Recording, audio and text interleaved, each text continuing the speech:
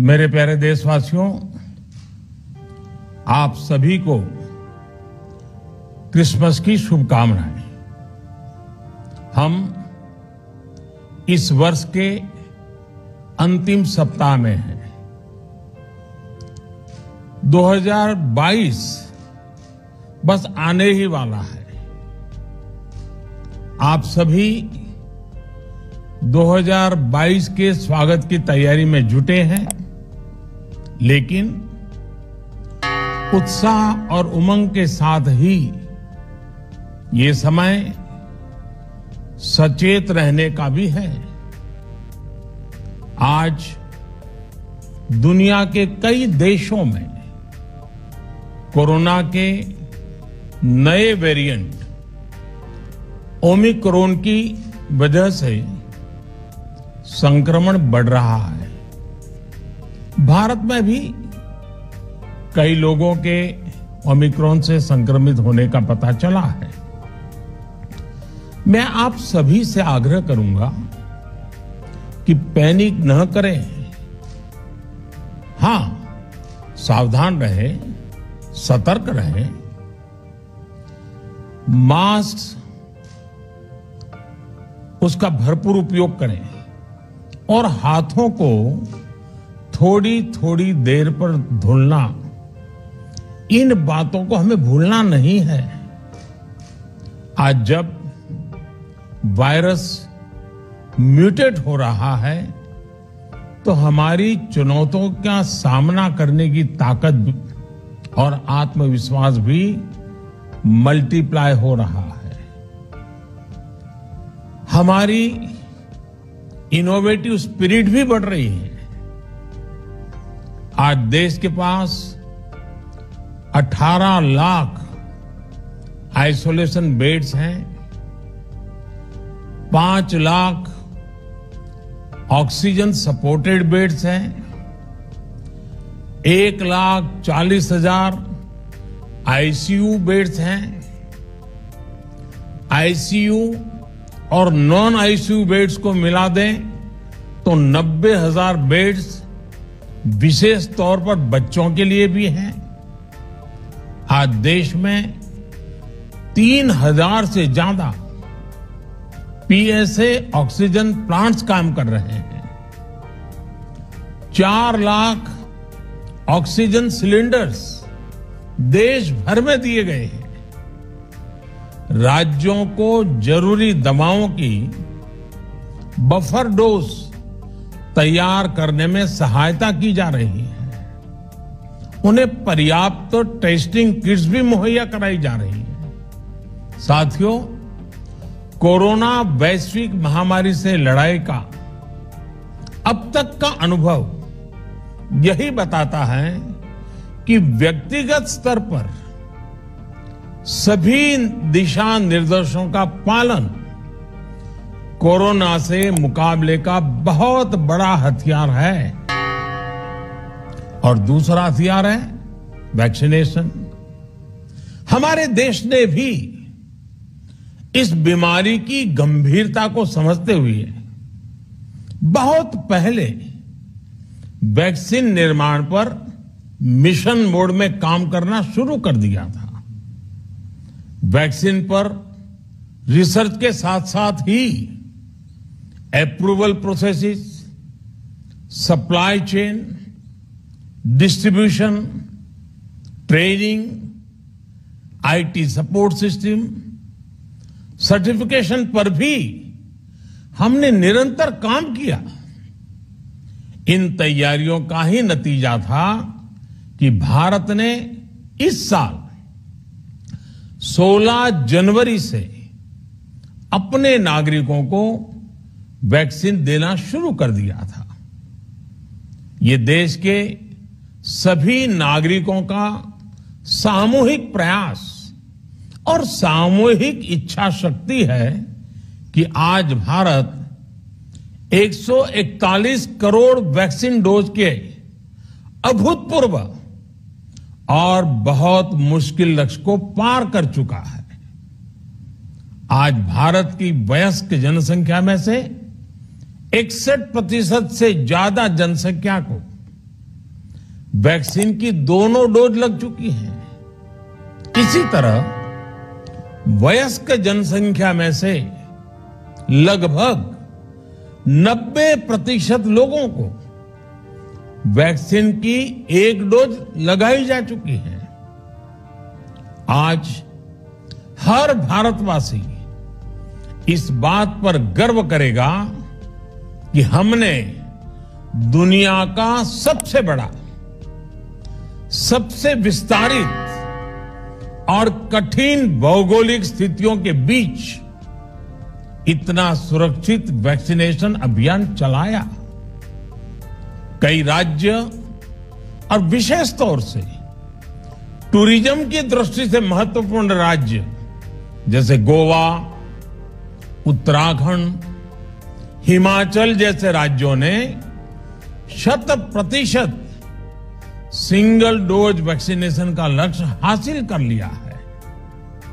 आज देश के दूर सुदूर गांवों में जब 100% वैक्सीनेशन की खबरें आती हैं तो मन को संतोष होता है।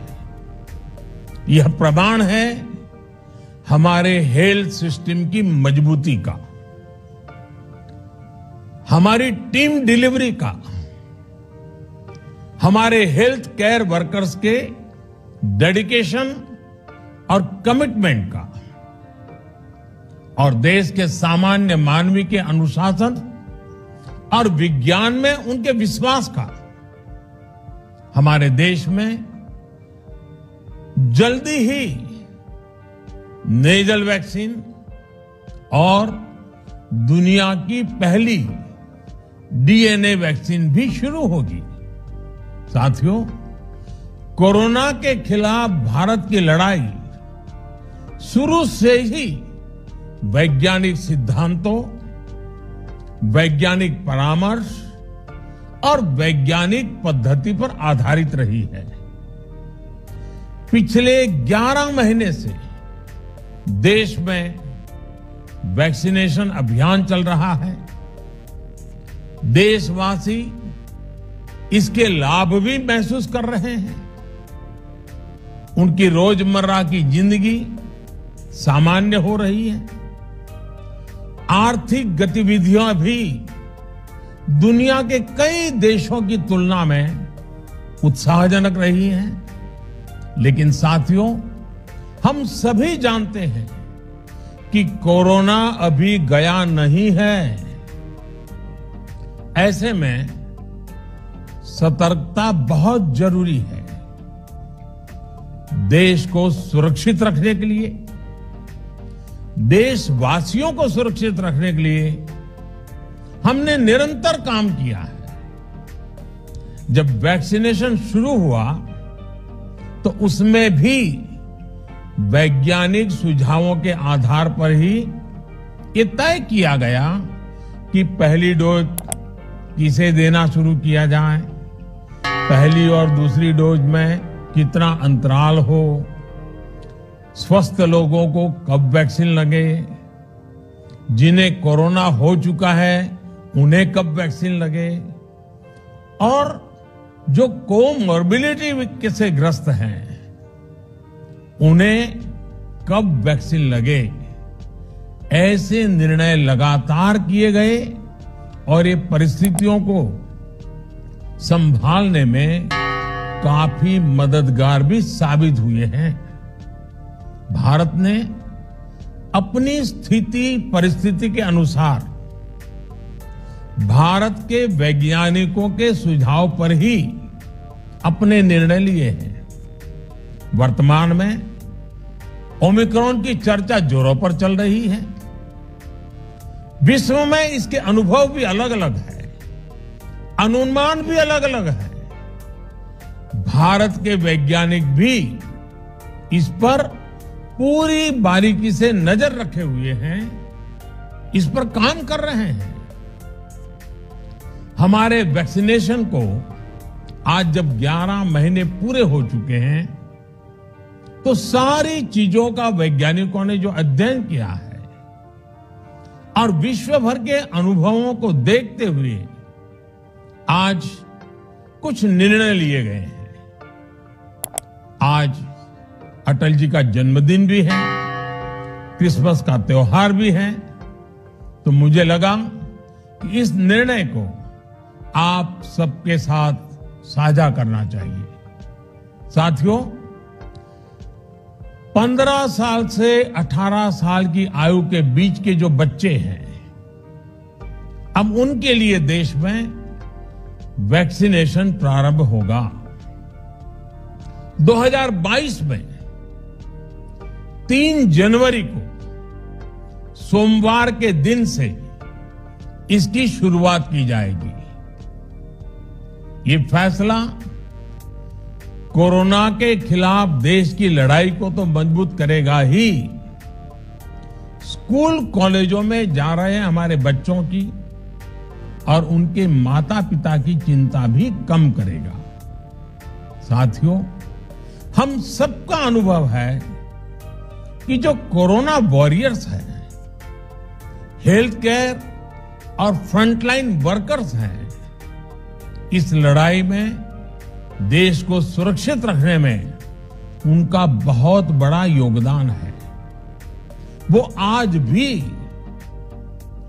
कोरोना के मरीजों की सेवा में अपना बहुत समय बिताते हैं। इसलिए प्रिकॉशन की दृष्टि से सरकार ने निर्णय लिया है कि हेल्थ केयर और फ्रंटलाइन वर्कर्स को वैक्सीन की प्रिकॉशन डोज भी प्रारंभ की जाए। इसकी शुरुआत 2022 में 10 जनवरी सोमवार के दिन से की जाएगी। साथियों, कोरोना वैक्सीन का अब तक का ये भी अनुभव है कि जो अधिक आयु वाले हैं और पहले से ही किसी न किसी गंभीर बीमारी से पीड़ित हैं, उन्हें प्रिकॉशन लेना सलाह योग्य है। इसको ध्यान में रखते हुए 60 वर्ष से ऊपर की आयु के कोमॉर्बिडिटी वाले नागरिकों को उनके डॉक्टर की सलाह पर वैक्सीन की प्रिकॉशन डोज का विकल्प उनके लिए उपलब्ध होगा। ये भी 10 जनवरी से प्रारंभ होगा। साथियों, मेरा एक आग्रह है कि अफवाह, भ्रम और डर पैदा करने के जो प्रयास चल रहे हैं, उनसे बचना चाहिए। हम सभी देशवासियों ने मिलकर अब तक दुनिया का सबसे बड़ा वैक्सीनेशन अभियान चलाया है। आने वाले समय में हमें इसको और गति देनी है और विस्तार देना है। हम सभी के प्रयास ही कोरोना के खिलाफ इस लड़ाई में देश को मजबूत करेंगे।